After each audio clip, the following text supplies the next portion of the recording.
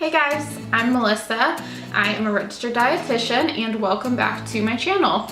On my channel I talk about food and nutrition and other stuff like that. So if you like that, then make sure that you subscribe if you're not already. So today I thought I would talk a little bit about the RD exam. I know a lot of people are starting to finish up their internship and start thinking about taking the RD exam and starting to study. So today I'm going to give you 5 tips on how to study for the RD exam, or at least what worked for me, and to hopefully pass the first time because no one wants to go through that more than once, you know. Anyways, so here are a few tips on how to study for the exam. Tip number 1 is to first find study material that's going to work for you. So for me, that was Gene Inman, and I think you will probably find a lot of people who recommend that. Yes, it's expensive, but to me, I think it's worth it. It kind of brings everything together that you've learned over the past however many years. And if you didn't have that sort of study guide, you would literally have to go through everything that you've learned. For me, that would have been all through undergrad and through grad school, and I don't know where I would have even began to bring that information together to study. So to me, it's worth it to spend some money on something that kind of cuts down the material that you have to study and that can bring everything together in kind of a study guide fashion. So like I said, for me, that was Gene Inman. I also got the RD in a Flash flashcards. Personally, those didn't work for me. I felt that there was way too many of them. Like literally the stack was probably this high of flashcards, which was ridiculous. And there was so many things in there that I had never even heard of.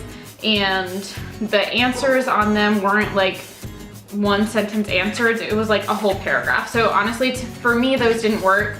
But if that works for you, then give those a try. I'm sure there's other study guide materials out there as well, but just finding a study material that works for you so that you can go off of that is extremely helpful and will save you a lot of time as well. For Gene Inman, what I did was listen to all the audio first and highlighted everything that she emphasized so that I could go back through and study once I had finished all the audio. And I also made some of my own flashcards. I really only made flashcards for the like really important things or things that were like kind of, I don't know, easy to memorize, I guess. So like all the vitamins and minerals, all the foodborne illness, that sort of thing. So kind of like easy flashcards that I could go through quickly, but that were stuff that I knew that I was going to need to know. Tip number 2 is to take your time studying, but don't take too much time. I know that that sounds stupid, but you don't want to rush yourself. You don't want to feel pressure to take the exam, but also remember that when you first finish your internship is when that information is going to be the most fresh in your mind. You don't want to take like 3 months off and then lose all the things that you had just learned that you're now going to have to spend even more time studying because you forgot them from your internship. So I ended up taking about a month and a half, I think. And that was a pretty good amount of time for me. I know some people that signed up right when they finished their internship and just crammed for, 2 weeks. For me, what worked was giving myself a little bit of time, like I said, like a month and a half, so I wasn't so incredibly stressed out about it, but I knew that I had time to fit in all the information, do all the studying that I need to, but also kind of felt the pressure a little bit so that I didn't just slack off with studying, if that makes sense. Tip number 3 is to make a study schedule. So once you have found your study material and once you've kind of planned when you're going to take the exam, whether you've signed up for it or not, if you just have an idea of when you want to take it, make a study schedule. So for me, in the beginning, I set aside 2 hours a day to study. And that was, like I said in the beginning, when I was listening to the Gene Inman audio. So I would listen to the audio and highlight for 2 hours every single day until I finished all the audio. And then what I would do is go through one domain every day. and I would also do one practice test every day.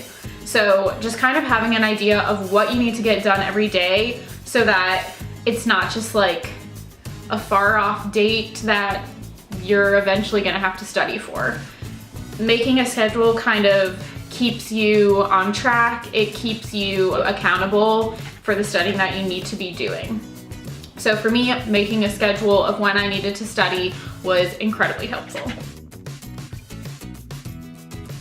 Tip number 4 is probably the most important tip, I think, and that is to do practice questions and practice tests.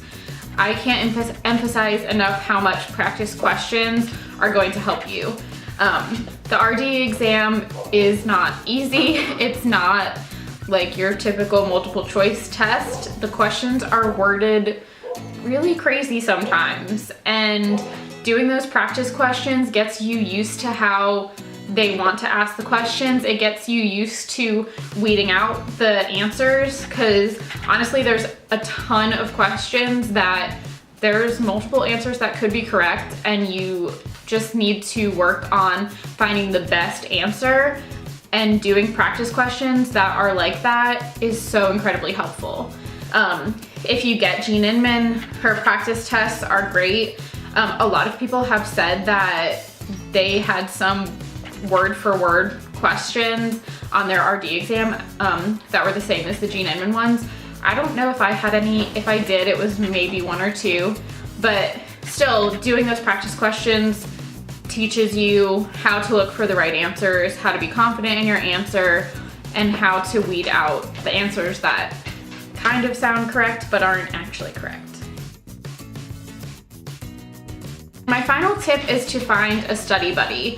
Find someone in your internship that finished around the same time as you did and is going to take their tests sometime around the same time as you.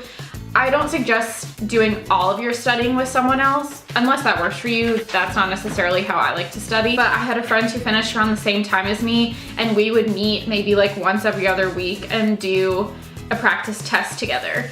And I found that really helpful, because then there might be questions that she got right and I didn't get right that she can then explain to me, or vice versa. Or if there's one that we don't understand, we can figure it out together, and you end up learning things that you didn't realize you didn't know, or getting something explained to you that you just had no idea about.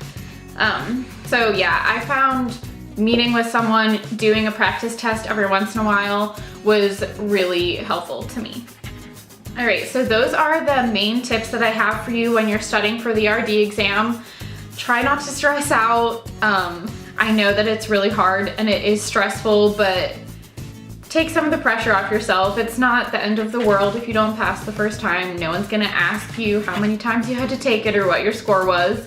That kind of helped me stress a little less, knowing that it's okay if I have to take it again. But good luck studying. If you have any other tips for students taking the exam, comment them down below and share them with other people. Or if you're a student studying for the exam and have any questions, then also comment down below. If you liked this video and you want to see more like this one, then give this video a thumbs up and don't forget to subscribe, and I will see you in the next video. Bye.